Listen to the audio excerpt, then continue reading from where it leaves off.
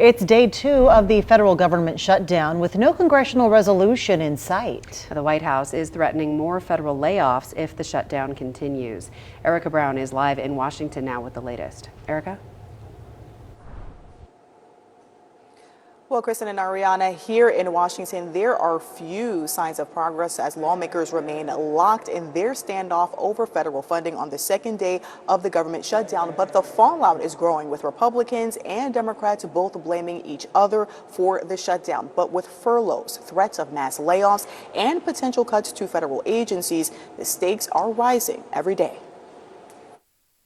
The deadlock over federal funding continues in Washington on day 2 of the government shutdown, with the White House saying no negotiations are scheduled. We haven't wanted to negotiate. We just want to keep the government open. That's been the Republican and the Trump White House position since the very beginning. The Democrats are holding firm on reversing cuts to Medicaid and extending subsidies for the Affordable Care Act, which are expiring at the end of the year. This is a now thing because those premiums are hitting when on November 1st, when that market opens up. No votes are scheduled in the Senate today in observance of the Jewish holiday Yom Kippur, but they will vote once again on Friday on a short-term spending bill to fund the government through mid-November. I realize that my Democrat colleagues are facing pressure from members of their far-left base, but they're playing a losing game here. President Trump is now moving ahead with plans for cuts, writing on social media that he is meeting with his budget director to determine which, quote,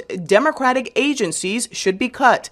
In a call with Republicans Wednesday, the White House also warned mass layoffs could come soon. It's likely going to be in the thousands. It's a very good question, and that's something that the Office of Management and Budget and the entire team at the White House here, again, is unfortunately having to work on today. The union representing federal workers is suing to stop the layoffs. We've had shutdown, but not one time have anyone equated firing an employee in conjunction with a furlough. This is the first time this has ever happened, because everybody else understood that it would have been illegal. Roughly 750,000 federal workers have been furloughed as a result of the shutdown. Now, if a deal is not reached for Friday's vote, this shutdown could go into next week with no weekend votes as of now planned. But the longer this shutdown lasts, the deeper the personal financial impact on those federal workers and the more widespread the disruption to some government services. Kristen, back to you. Erica Brown reporting for us live. Thank you.